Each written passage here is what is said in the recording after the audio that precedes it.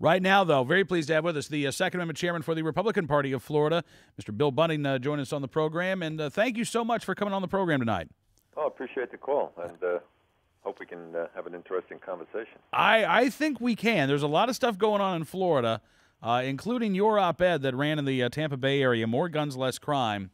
And you actually say you think the main reason that crime is down in Florida is because of the sheer number of concealed carry holders that live in the state.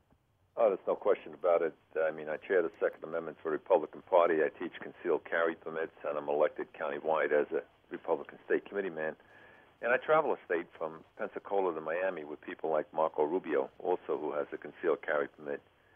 And there's no question in our minds that crime is down, and it's backed up with the statistics here in Florida. This year, as always, Marion Hammer, NRA past president, executive director of the Unified Sportsmen of Florida, goes to the state capitol and works so hard to get the pro-gun bills passed. We're looking at some major right-to-carry reform legislation, including open carry provisions. There was the bill that I think Marion and the local doctors group there in Florida have come to an agreement on that will stop these physicians from asking all kinds of intrusive questions about gun ownership of their patients. Bill, it seems like the Second Amendment not only is alive and well in Florida, but is making great progress. Yeah, it's getting better every day. I had just met recently with the president of the Florida Chamber of Commerce, Mark Wilson, and they had two issues with the bill with Marion, and I'm sure they're going to be resolved. One is they want to be indemnified if a gun goes off in a Florida business, and I think the legislature will move in that direction.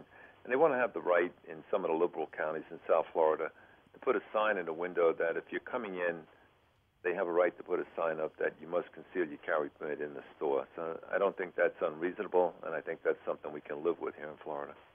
All right. When you are talking to voters around the state, Bill, how important an issue is this to them?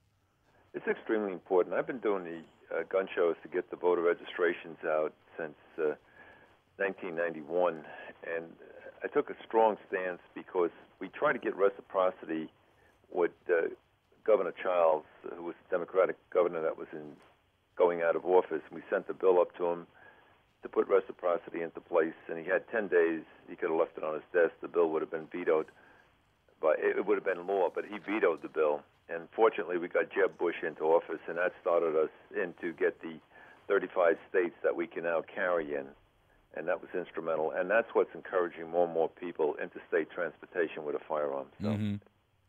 Do you see the gun control advocates? Are they making any progress? Are they making any headway in Florida? Actually, you probably know the one I'm going to mention is Arthur Hayhoe down here in Florida. He refuses to debate me on television or any place else anymore, so I guess they're having a tough day down here. I was going to say, the only time I ever see Arthur Hayhoe's name is when he writes a letter to the editor. Yeah, which isn't substantiated. Yeah, exactly. In any which way to back up what he says, they'll just go ahead and print it. If I put a letter in, I have to cite my sources.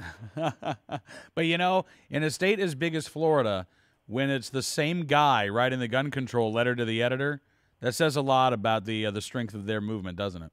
Well, we called him out on that with his coalition, and we did the best we can come up with. It's a coalition of 3 people. So, I mean, that's with 18 million people living in Florida. That's extraordinary. Coalition of 3. Wow. Apparently in Ohio, the anti-gun group up there is a coalition of 1. So at least, Arthur can now say, hey, I'm 3 times bigger than the anti-gun forces in the Buckeye State.